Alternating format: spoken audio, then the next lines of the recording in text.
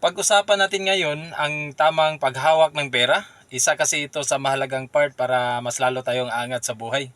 Kaya naman sa video na ito, pag-usapan natin ang 5 tamang paghawak o diskarte patungkol sa pera. At siyempre, bago po yan, nais mo na kitang pasalamatan ulit sa iyong walang sawang pagsusuporta. Sana sa pamagitan ng mga video ko matulungan kita at maging matagumpay kapag dating ng araw. So ngayon, kung ready ka na, tara, number 1, save money and fight inflation. Ang pag-iipon ng pera ay ang pinakaunang move para magawa mo ang mga layunin mo sa hinaharap. Lalo kung isa ka ngayong empleyado. Malaking advantage kasi ito lalo na kung may mga oportunidad na dumating sa iyo. Kaya lang, ang perang naipon mo dapat alam mo rin na bumababa din ang value nito dahil sa tinatawag na inflation.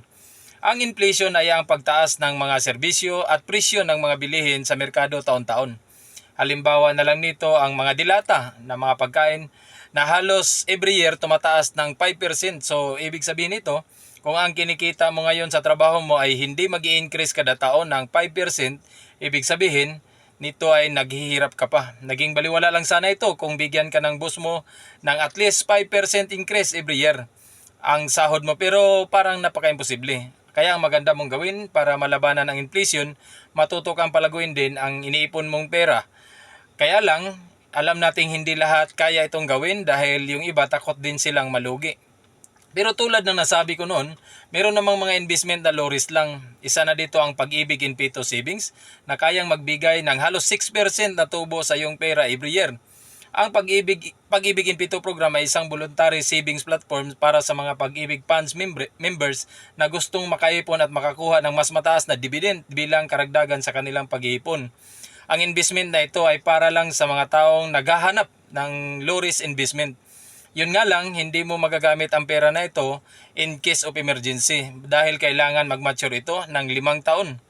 Pero kung tutusin, mas okay na rin ito kaysa ilagay mo ang pera mo sa bangko na nakikita lamang ng halos 1% kada taon. Number 2, mas galingan mo ang paggawa ng pera, not spend less. Ito ang problema sa karamihan, nakakatutok lang sila masyado kung paano mababayan ang gastos. Halos hindi na bumibili ng ulam, mababaan lang ang gastos. Pero para sa akin, hindi naman ito masama kasi kung gagawin mo ito, buhay nyo naman yan. Pero gusto kong malaman nyo na hindi ito sapat para maging hayahaya ang buhay. Baka nga sa kakatipid mo, may pagkakataon na kumukulo na tiyan mo dahil kulang ka na sa kain. At minsan naman dahil kulang ang kinakain mo, hindi ka na makapag-isip ng matino. Ang kailangan mong gawin, galingan mo pa kung paano gumawa ng pera o kung paano kumita ng maraming pera. Dito masasabi ko sa iyo na may kasiguraduhan ka na maging sagana ang buhay. The more na mas maraming income na pumapasok, the more na mas gagaan ang buhay. Magdagdag ka ng mga skill o maraming kaalaman kung paano gumawa ng pera. Number 3, kakampi mo ang utang. Ang salitang ito ay nagawan ko na ng mas malinaw na paliwanag last di lang. Karamihan sa atin hindi maalis-alis sa isip ang umutang tulad ng nasabi ko, hindi naman masama ang umutang. Basta marunong kang magbayad at marunong kang gumamit nito.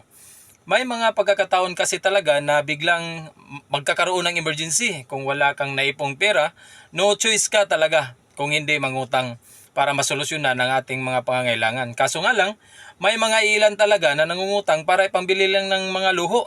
Pero bakit nga ba mangungutang kung ipambili mo lang ng luho kung pwede naman na gagamitin mo ang pera na ito para makagawa ng maraming pera? Tulad ng uutang ka para bibili ng lupa at kalaunan may binta mo ito na mas mataas na presyo. O di kaya ay uutang ka para makabili ng mga equipment para sa iyong planong pagbablog. Mas okay ito. At iba pa na pwedeng mag-generate talaga ng pera sa iyo. Tulad ng nasabi ko sa mga nauna kong video, maraming tao talaga ang naipit sa utang hindi na alam kung paano bayaran. Dahil ang perang inutang nila, pinangbili lang nila ng liabilities, hindi asset. Number 4, maghanap ng murang alternatibo. Sa buhay natin, kung maaari, iwasan natin ang maging alipin sa salitang magastos. Dahil sa salitang ito, kahit gawin mong maging doble kayod ang buhay mo, pero kung triple naman ang ginagastos mo, wala din. Kaya mahalaga kung malaman mo rin na yung mga pinagagastusan mo na hindi naman ganun ka kailangan para mabawas-bawasan mo rin para nang sagon may matira ka pang pera para pwede maging savings mo. Halimbawa nito ang madalas mo pagkain sa labas na pwede namang magluto ka sa bahay para makatipid-tipid ka, 'di ba? Mas okay 'yun. Kailangan mo muna itong gawin sa ngayon dahil may mga pangarap ka. Hindi mo ba napapansin kung kakain ka sa mga fast food sa halagang 200? Halos isang kainan lang yan. Samantalang kung ibinili mo ng 1 kilong manok, pati pamilya mo makakain pa, di ba? Oo, tama ka. Minsan, kahit ako, sinasabi ko sa sarili ko na kakain ako ng masarap na pagkain. Regalo ko sa sarili ko dahil ang hirap nga naman magtrabaho. Okay lang ito paminsan-minsan, pero kung gawin mo ito ng madalas, mas mahirap pa yata kung habang buhay ka na lang magtatrabaho dahil hanggang ngayon hindi mo pa rin nauumpisahan ang magaganda mong plano sa buhay. Number 5, pangarap mo na bagay na pwede mo ring pagkakitaan. Lahat na siguro tayo ay may pangarap na bagay na magkakaroon ng sasakyan, magagandang bahay, at iba pang mga bagay na gusto natin. Para sa akin, okay lang yan. Pero alam mo bang pwede mo rin itong pagkakitaan o yung tinatawag nilang reselling. Ito yung pagbili ng mga bagay na gusto mo, na pag dumating ang araw, pwede mo ring ibenta ng mas mataas sa price sa pagbili mo. Ang magandang halimbawa nito ay ang ginto. Alam naman siguro nating lahat na marami ding yumayaman din dito.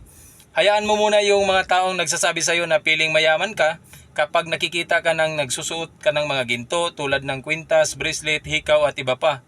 Ang mga bagay na ito simula noon hanggang ngayon, hindi nagbabago ang kinang, kaya habang tumatagal lalong tumataas ang value.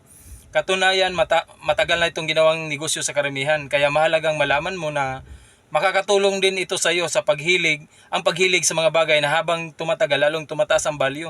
At hanggang dito na lang po muna ang ating video. Sana may natutunan ka sa araw na ito. At masasabi ko lang sa iyo, magtiwala ka sa sarili mo, magtatagumpay ka rin pagdating ng araw. Hanggang sa susunod na pagkikita, paalam.